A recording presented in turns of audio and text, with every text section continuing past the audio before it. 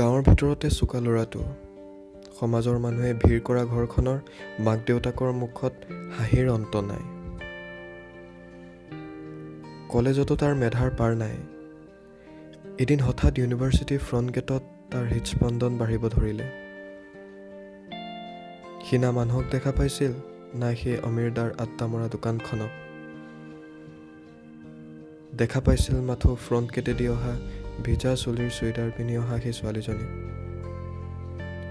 সিও গম পোৱা নাছিল কি হৈ আছে, সিও গম পোৱা নাছিল তাৰ প্ৰেমৰ ৰঙা ফুলপাহ ফুলিব আৰম্ভ কৰিছে।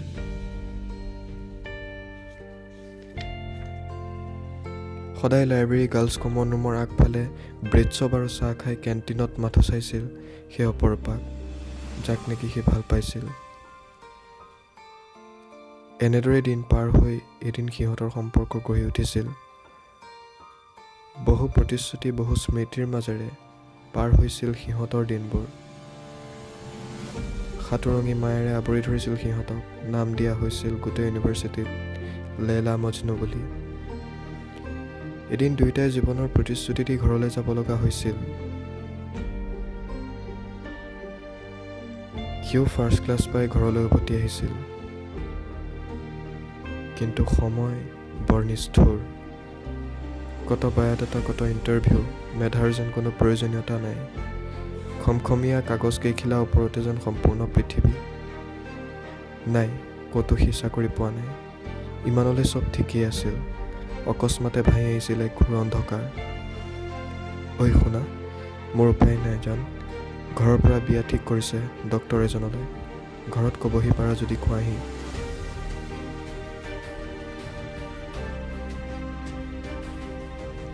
ভাঙি গৈছিল তাৰ সপোনৰ আকাশ, মাথো জিলিকিছিল বিজুলীৰ জিলিকনি।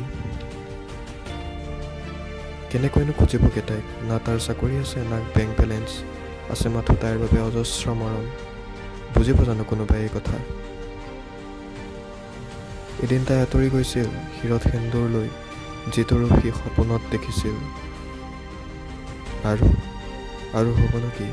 লাহে লাহে মানসিক চাপ, তাৰ পিছত মানসিক ভাৰসাম্যহীনতা। অৱশেষত তথাকথিত সি এটা পাগল। আজি উদাহৰণ দিয়া ল'ৰাটো অতীত হৈ থাকি গ'ল। আজি ক'ত গ'ল সেইখন সমাজ যোনে তাৰ গুণগান গাইছিল? ক'ত গ'ল সেই মানুহবোৰ যিয়ে তাক লৈ গৌৰৱবোধ কৰিছিল? এতিয়া তিনিআলিত আলোচনা, ৰতন ছোৱালী এজনীৰ কাৰণে পগলা হ'ল। সি সদায় টাউনৰ দলংখনৰ ওপৰত বহি কিবা কিবি কয়, চবে হাঁহে। কিন্তু বুজি পাব জানো কোনোবাই? সি আৰু তাই সোণাৰু জোপাৰ তলত বহি কটোৱা সময় তাৰ আজিও মনত আছে। এতিয়া তাৰ শেষ ঠিকনা টাউনৰ ধূলিময় পথটোৰ ফুটপাথত। হ'ব পাৰে বেলেগৰ বাবে সি পাগল, মোৰ বাবে সি দুৰ্দান্ত প্ৰেমিক।